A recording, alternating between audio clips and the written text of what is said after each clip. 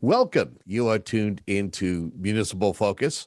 My name is Kevin Tachi, and as you know, we use this program to speak with folks, whether it's on a town level, whether it's one of the communities that we serve, Whitman or Hanson, or even something that's going on another level of government. We've had folks in from the county and state level. Today, joining us is a gentleman. His name is Ken Sweezey, and he is a candidate for state representative in the 6th Plymouth District, actually the new redistricted 6th Plymouth District, if he is successful come November, as the district will change as of 2023. Ken, welcome to the show. Thanks, Kevin. I appreciate it and glad to be here. Let's start things off. If you could briefly tell us a little bit about yourself. Yeah, absolutely. So anyone who doesn't know, I was raised in Hanson, still live in town now. I grew up playing Little League at Botieri and, went through school till Hanson Middle. My family owns a small business over in Whitman known as Sweezey Fence. Nice to have the signs up all over the district and all over Whitman Hanson, as many people well know. Growing up, just going to high school, digging holes in the summer for my family's business. I went on eventually to Loyola University Chicago, where I got my bachelor's degree in forensic science. With that, I was able to start a career in forensic science. I was a latent fingerprint examiner for the St. Louis Metropolitan Police. As we know, the urban environment and with COVID, crime, sort of skyrocketing of late, violent crime in particular, we were quite busy over there. But I loved every minute of it and loved the opportunity to serve alongside both civilian and sworn, officers of the law. It was a great honor.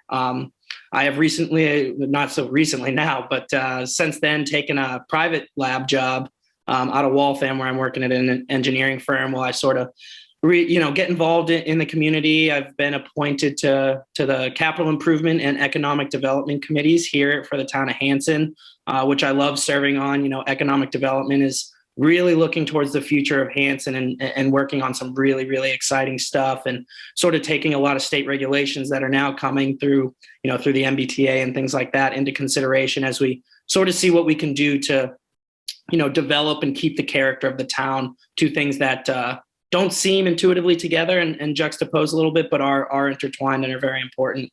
And I do that, and also am a member of the Hanson Republican Town Committee, getting involved as well. Talk to us about how you went about. I mean, did someone approach you to be on either of those committees, or did you see it and see as an opportunity to help your community?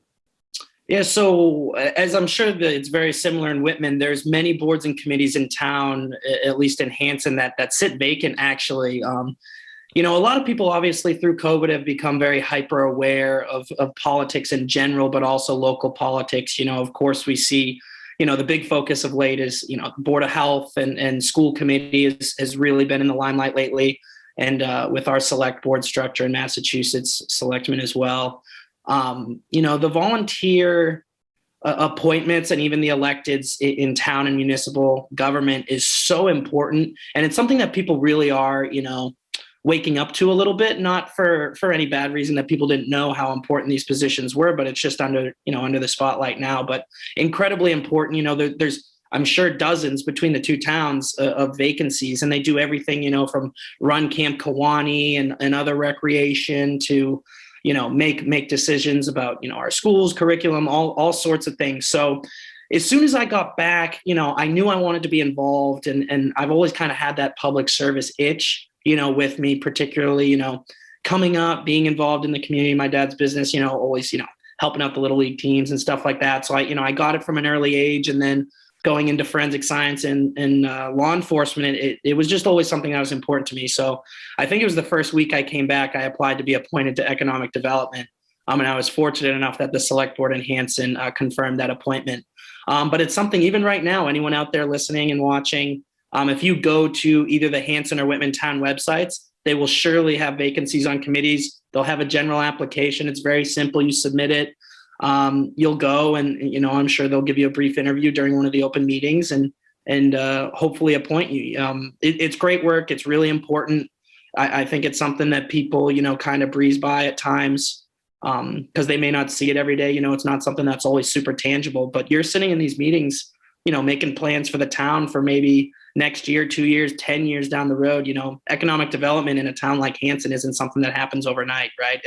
There's no cranes or skyscrapers like there is in the city, right? It's a slow drip, but it's good work. It's worthwhile. And I really respect everybody who serves on a committee, even when you disagree. It's a lot of time, a lot of energy and forethought, and something you're not getting paid for, but it's good work. So, well, when you decided, well, actually, I should just out of the gate, what made you consider a run for a state representative?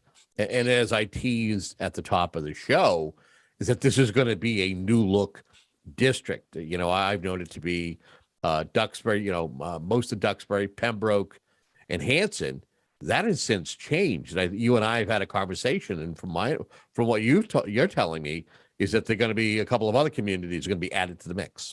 Yeah. So right off the bat, so with redistricting, which is a process that happens every 10 years after the census, in case you're not familiar, very standard, happens all across the country. In our communities, the legislature in Massachusetts, the legislature redraws the lines after getting the data from the federal government. And they redraw, the state Senate, the state rep, the congressional lines, everything gets redrawn to make sure that the population is evenly distributed and all reps are representing roughly within a small margin of error the same amount of people. So as you discussed, the district was previously Hanson, Pembroke, and most of Duxbury. Now it is all of Duxbury. We have one precinct, which, if you're not familiar with the term, is just a smaller breakdown of your town. It usually includes, I believe, about 5,000, 4,000 people.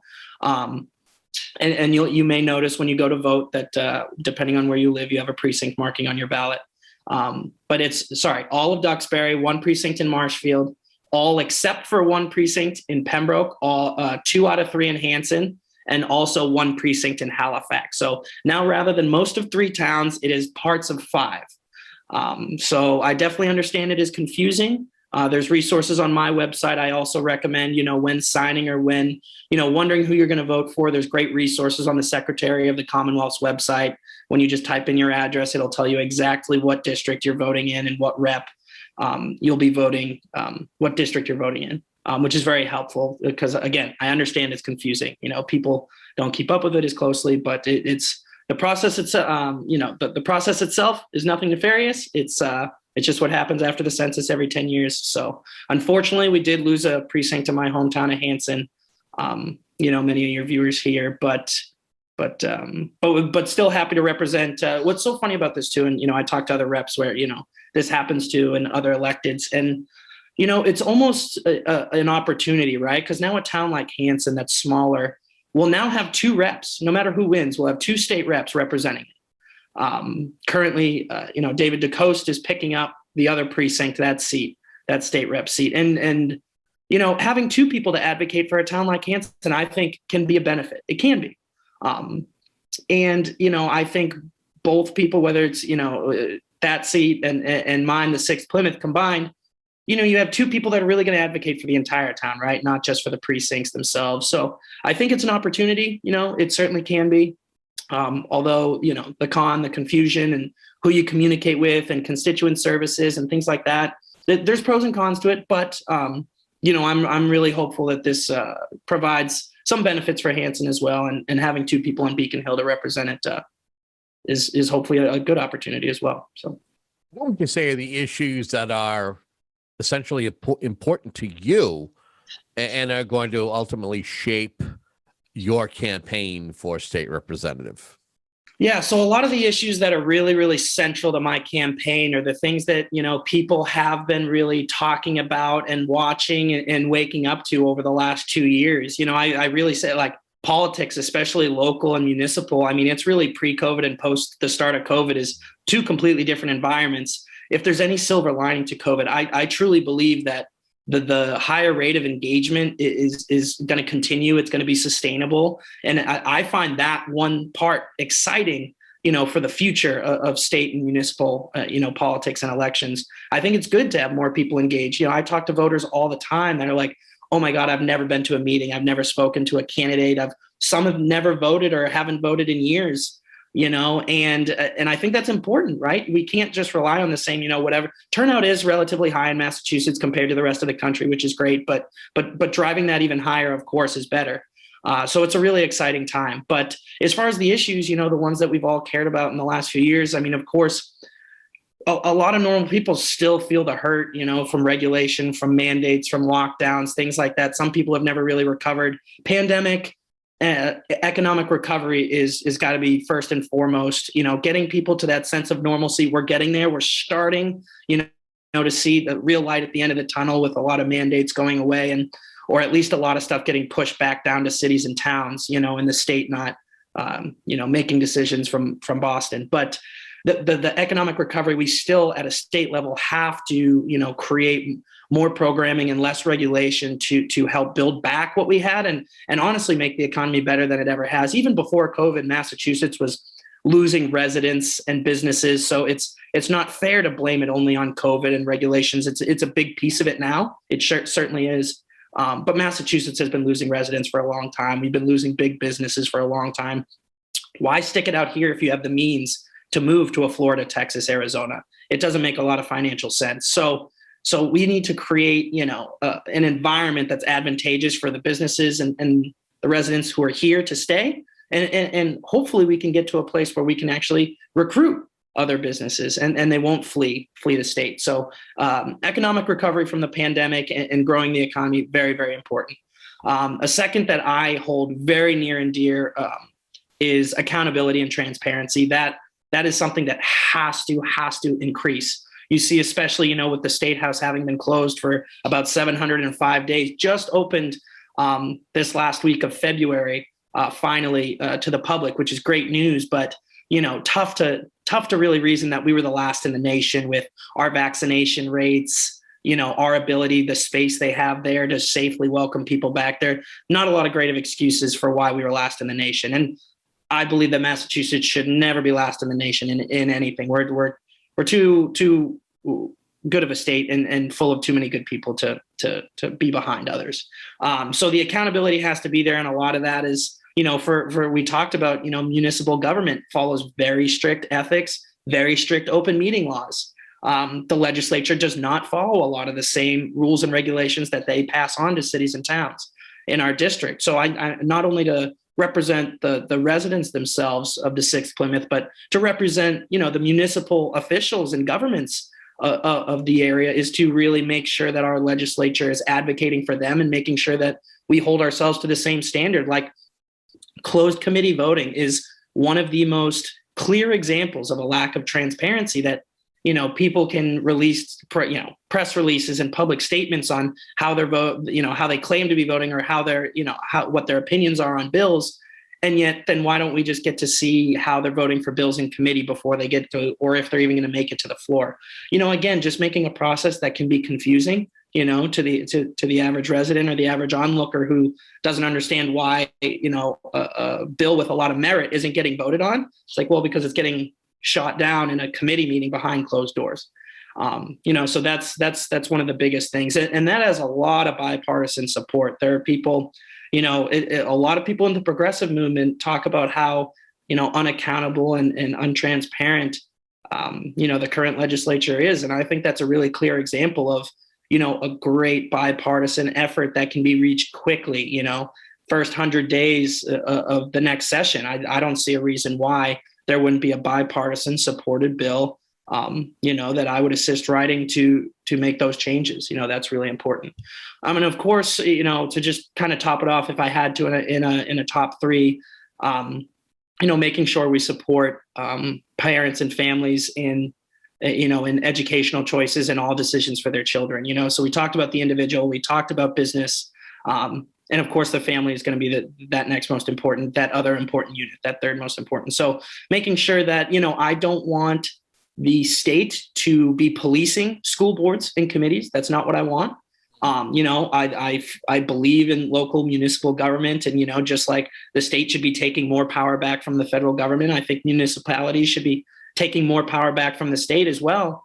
More things should be passed down to the level that it belongs. So I don't want to take any, power or authority, but, for example, legislators having the ability to just pass the buck off to an unelected bureaucrat like, the head of DESE to make, cut and paste rules on masking, just as an example, or on curriculum, or whether it's MCAS testing, anything just doesn't fit the needs of all our communities, and the towns in the 6th Plymouth are very different, and the towns and cities of the whole Commonwealth are different. So I don't think that it's fair that someone, in Boston is making the decisions for every single municipality when they don't see, really the facts on the ground. And we need to give the school committees, the superintendents, and most importantly, the parents, the tools to make the best choices for their schools and for their children. So what I'm curious about is some of the issues that would be important to the regular person, the taxpayer, the voters. Some of those particular issues would be public safety. Am I gonna be safe in my own community? Education. I think you just got done. You touched upon education for a moment, the importance of that. Taxes. Last thing you want to do is to be seeing taxes going up, whether it's on a municipal level or fees that are assessed by the state. And clean water, knowing that there have been communities on the South Shore that have had issues with water and clean water, Hanson specifically. Give me your thoughts on those particular issues. Yeah, so those issues actually do round out about the top 5-6 issues that I touch on as my core, campaign issues on my website. I really connect the taxing issue with a lot of the government overreach and accountability part. So I really kind of lump those together. It's, here in Massachusetts, we have, a tax rate significantly higher than some of our neighbors. We have people fleeing, like I mentioned earlier. People are also fleeing to the north in New Hampshire. A lot of people I know my age, that's where they're buying their first home because it's advantageous up there. That's an area where we can dramatically improve to make sure that we're not losing young families, not losing businesses. Massachusetts runs a large surplus. Last year, I believe, was just north of $3 billion. That's something where I believe that we should be rebating or automatically reducing the following year's income tax, the following year's sales tax, because we're showing that what we plan on doing, and there's already plenty in the budget that we could be cutting out. It's a cutting taxes and a cutting spending conversation. It's not only one or the other. The legislature or the governor even himself just last week came out with a supplemental budget. And, some of these projects are worthwhile, but we're still funding to the hundreds of millions of dollars certain, health, like masking and testing as requirements for both are being eliminated. So why are we spending, to the tune of hundreds of millions of dollars of taxpayer money that is really not needed or necessary on certain things? And that was just one example that could be given directly back. Why that isn't just in a tax refund, or like I said, if we could create a formula that just automatically reduces the whichever tax, is going to help. Both really, I think, could be addressed to help small business, like I mentioned earlier, being so important, reducing a sales tax. If we do end up passing the ballot initiative I believe it's a ballot initiative that the talk right now is eliminating what they're, an even tax rate on everything. If we, maybe small local businesses have a different sales tax rate than a Walmart does, maybe people who are under a certain income threshold, they get their taxes at a rebate level that's different. And the legislature is still talking about raising taxes, which is completely unnecessary. These new surtaxes or millionaires or wealth taxes, completely unnecessary, only will stifle business and the economy further. Like I said, send more capital, more businesses, more families fleeing from the state. So it's something that's done really recklessly now. And I think is one of, honestly, the easiest problems to fix, because we actually often run at a surplus in our relatively financially healthy state. So that's definitely a big piece. That's something that can be done very early on. The numbers are clear, that relief looks like tax relief. That's what it is. The other issue, public safety, that of course is my professional background. I was a forensic scientist, like I said, for 4 years. Such an honor to work alongside some very, courageous and high integrity individuals in St. Louis, and from going around meeting, police, fire, paramedics, from all levels, from first day up to the chiefs. And we are so blessed here on the South Shore to be protected by such, high character individuals and people who are really, really dedicated to the public safety. of this area. We're fortunate where we live in a relatively safe place. Massachusetts in general, but also here on the South Shore. So they do a phenomenal job. But we have seen calls for service have dramatically increased. And that trend, again, was happening long before COVID. So it's something we need to address in a post-COVID world, addressing, a lot of the mental health calls have increased dramatically. That went up at a slightly higher rate, during COVID. But again, a trend that was already increasing. So, where are the funds? We need to make sure our police departments are still fully funded, that the new training requirements of the police reform bill are not, crushing municipalities, right? Again, a big part of that accountability piece is when these regulations and laws are passed down from the state, they're kicking the can down to the municipalities to pay for them. And a town like Hanson, who wants to get by and tries to do its best for its roads and its schools and its police officers, or all first responders, the select board is trying. There's only so much money to go around, right? And you need to keep your property taxes as low as possible to keep people living here. So it's a fine balance, and that's where the state can really come in. And that's what I would do. Any regulation that gets passed when I'm in the legislature, I will assure that the conversation is always had about how it's going to negatively affect, particularly our smaller municipalities, our cities and towns. That's so important. And that third thing you touched on, clean water, of course, obviously a big issue, right? We are fortunate where we're not in a place, like you hear on the national news, but there's plenty of shortcomings in our district as well. Particular in Hanson, it's more of an infrastructure problem. The pipes that we have underneath the ground here are very old, very outdated. I believe it was the Ledger and maybe even the Globe was talking articles. And back in 2018, 2019, I was catching up on brown water down on like High Street. And that's unacceptable, and now in 2022, there's no reason residents of Hanson or the 6th Plymouth are still dealing with that. So, the state has to realize, again, everything that it already passes down to our towns, that when we're trying to pay for education budgets and police and fire and all our other services and fix our roads after a winter we just had, we can't be expected to, this is going to be the year we finally get to invest in our water infrastructure. The state really needs to step up and realize where those municipalities are. And that's obviously a big problem. There's also issues now with, we're understanding more about, past manufacturing, the chemicals that are breaking down in some of our landfills that are getting into groundwater. A big one right now is certain like fluoride chemicals called PFAS. That's leaching into water supplies. There was actually a well over in Duxbury that was shut down because, again, the state, unsure of what it meant to public health, just said blanket, if you're above this level, you can't provide the drinking water out of that well.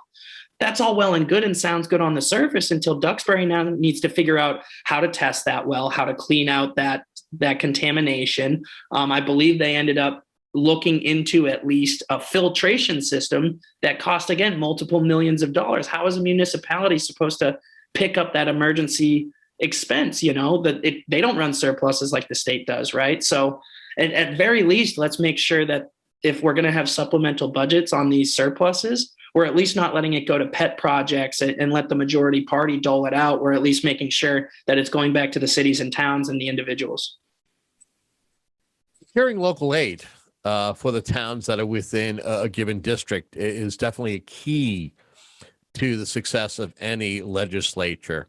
What's your understanding of the communities that are within the district, what their needs are, and what are you going to attempt to do to be able to assist your communities? Again, usually when you're a freshman legislator, it's not as easy to be able to secure that. But what are you willing to do to try to make sure that your communities get their fair share of the pie?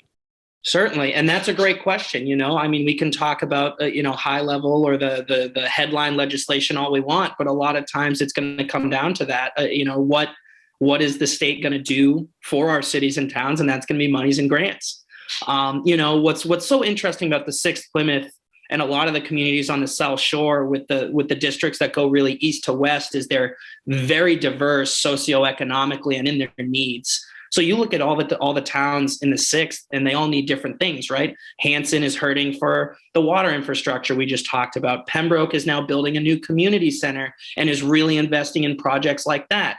Duxbury with its water, at Duxbury and Marshfield both having coastal aspects, even though the 6 Plymouth doesn't encompass the coast of Marshfield. It's just the precinct most inland. Duxbury, of course, is on the water. And I want the whole of the town of Marshfield to succeed, even though it's just the one precinct that votes for me.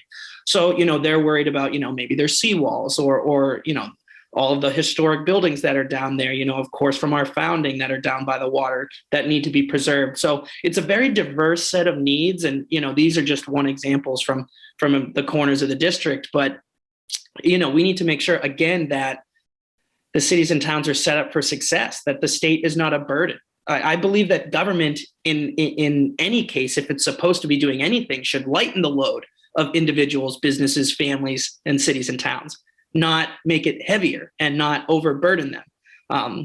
Common themes. You use the word burden a lot when I'm talking about the state. And that's what the philosophy needs to be to eliminate that and change that, because that's the way people do think about it. When I introduce myself as a candidate for state rep, people are like, oh yeah, like, oh, Boston, the state, it's not very positive right now, like the trend nationally with, the House or Senate in DC, not very popular. The state house isn't either here. So, that aid is super critical. I also believe that if, taxes are lowered in many of the categories I discussed earlier, you then can safely pass some of that tax burden down to the towns. If individuals aren't getting crushed by high income tax that's being supplemented by the state, of course, income tax isn't only a state tax, but it is there. And if you eliminate that, then it may be a little bit easier for a town like Hanson to, raise, their property tax slightly, and they know best how to spend the money, right? So to say that the legislature or whatever legislator is representing the area is going to have all the answers wouldn't be fair. Because like I said, the town's represented by many great elected and appointed officials that do a great job and really know the issues. So, the most important thing I think is that sort of relationship building, and that's to your other point about, being a new legislator. It's all about relationship building, right? And that's what I've had the most fun with. This campaign is about people, and being a state representative is about people. So, it's building those relationships, really intimately understanding, just rattling off one example, of each community, like getting in there, talking and working with the select board members, the police chiefs, the fire chiefs, the head of the DPWs or highway departments.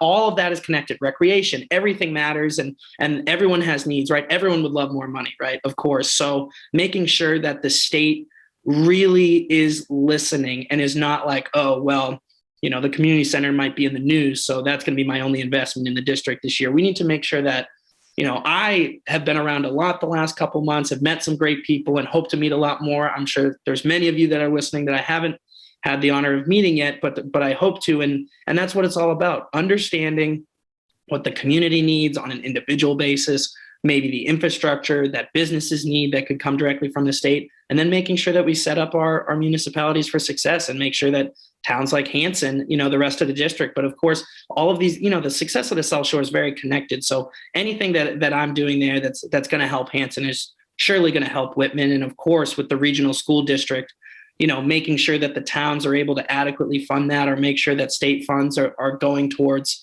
the infrastructure or whatever programming we may be able to offer, as well as many students in our district and in our two towns that, go to vocational school, which is also very, very important, a part of that educational piece, and something that I think is still a bit lacking in the Commonwealth of Massachusetts. But again, it's all about people, relationship building, communication, and that's really important. Everyone should feel, no matter what they feel about my legislating, in my opinions on certain topics, but should always know that, I will be available and I will be there for that communication piece. We'll all be on the same page about the X's and O's.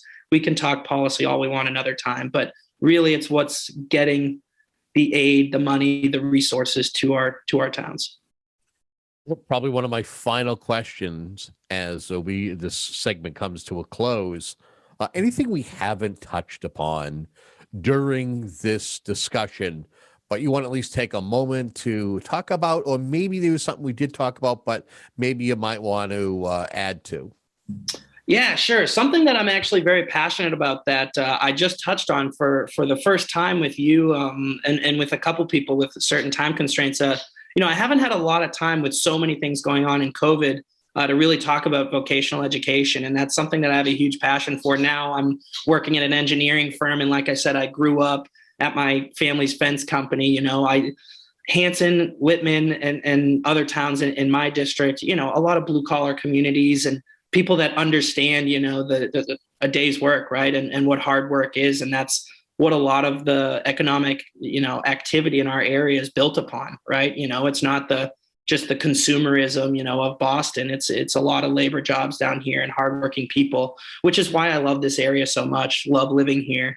Most people I know work up by the city, live near the city, but I couldn't leave. I didn't want to leave. I love this area too much, and the particular character of the South Shore and of our towns is very unique up here, and I love that about us. But something I would like to say about the education piece and the vocational education piece in particular, that's a huge thing that the state needs to really, really ramp up, whether that's Hanson pays into South Shore Votech, which is a great school. They provide a great education. It's hard to get into. It's very hard to get into. I believe that our Votech schools shouldn't be in a position, because it's not even by their choice, but in the position where they have to be so selective. If there's a student who's qualified and in good standing, they should be able to go and get the education they want. There's no reason that any student who's qualified should be pigeonholed into getting the standard or thought of by any, academic as the right education. We have great schools in this district. Whitman Hanson is a great place that sends students on to be very successful in business or in college, whatever they end up deciding to do after graduation. But if a student wants to go to South Shore Votech, they should be able to. And if that requires the state resources to expand the physical facilities, if that requires, building another vocational school down in this area, or just more across the Commonwealth in general, where not so many municipalities are vying for the same amount of spots in one, and that would be a worthwhile, endeavor by the state as well. Or even if that's just supplementing the cost of building some in-house facilities. I know there are still some towns that have some of their own shop classes or Votech training in-house because they're not a member of some of the Votech districts. And if they want to do that, or if any school wants to do that, even if they are a member, I think is worthwhile. Maybe a student does want more of, a traditional path to college, but they just have a passion for woodworking or auto shop or something of that nature. I think we should be able to give our students that opportunity. That's what public education is about. We already know how at times our education can be really slanted towards the academic. When someone who's going off into a career after graduation and not college, they may not be so suited to take geometry or algebra 2, right? They might be better off taking a shop class or accounting or financial literacy, or making our education practical for everyone's success is something that's very, very important to me, and something that really needs to be at least investigated. Again, I'm very much not for the state taking curriculum control away from school boards and committees more than it already is with the MCAS system. And I think one that needs heavy revision or elimination already. But particularly Votech education across the state needs to be revised, invested in a lot more than it already is. And something that, again, very bipartisan. We have a lot of people that are members of the union houses that are up, in the city of up in Dorchester or the rest of Boston, or down in Providence. We're kind of on the line with a lot of the union homes right here on the South Shore. They kind of go in both directions. Again, a lot of hardworking men and women that live around here. And,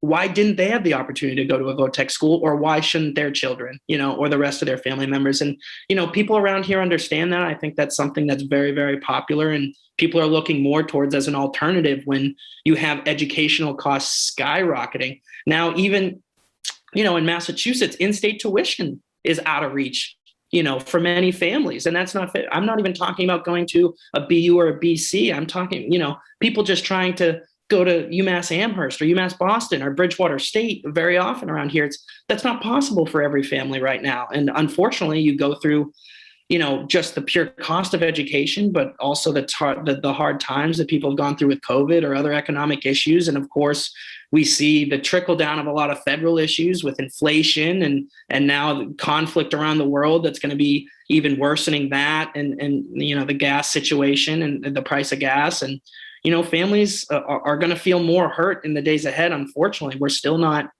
in a trajectory that's good, and any of that burden that may come internationally or from DC need to be offset by the state, not built upon, right? And again, talking about increasing taxes in a time when inflation is just crushing the spending power. We see that wages don't keep up with inflation. And, in a place like Massachusetts and the Northeast in general, that hurts people even more, right? When costs are so high, and the disparity between costs and wages is really large up in the Northeast and in the Commonwealth. So the state really needs to be attentive to, realize that we're not in a bubble, we're in a greater context of the country and the world, and make sure that we are ready and very proactive with helping our residents, to offset some of these harms. So all the way from, the regular public schools and education to our VOTEC schools and, the relationship of the Commonwealth with the country and the world, all these things are things to take into consideration that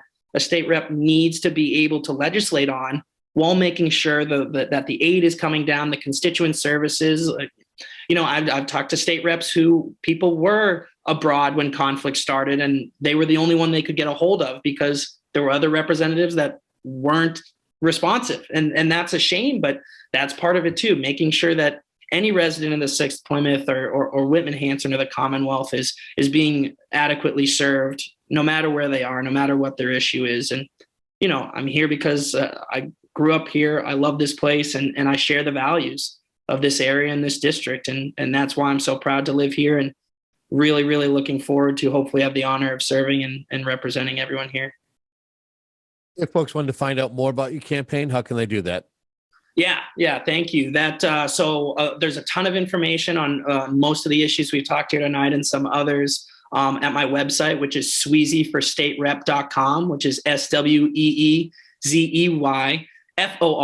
staterep.com. That'll be my website. I'm also extremely active, posting on where I am in the district, what events I'm at on Facebook and Instagram. Also have a Twitter. So if you're looking for more up to the minute updates, they'll be on there. The links are on my website, but the handle is on Twitter and Instagram is Sweezey, the number 4 MA for Massachusetts. So please follow along there. You can see upcoming events, where I'm at, interviews such as this, how to donate, buying a t-shirt, getting yard signs, volunteering your time, or right now we're going through the signature process as well. So if you're willing to sign some nomination papers, you can also contact me about that. So plenty of ways to get involved and to reach out and to follow along with the campaign. I'm pretty active on there to make sure that everyone out there is up to date. Again, we've been speaking with Ken Sweezey, who is a candidate for state representative in the 6th Plymouth District. Ken, thank you so much for your time. Yeah, I appreciate you having me on, Kevin. I had a good time. You got it. And we thank you for tuning in to programs like this, Municipal Focus, as we try to keep you informed of some of the things that are happening in and around your community. Until next time, have a great day.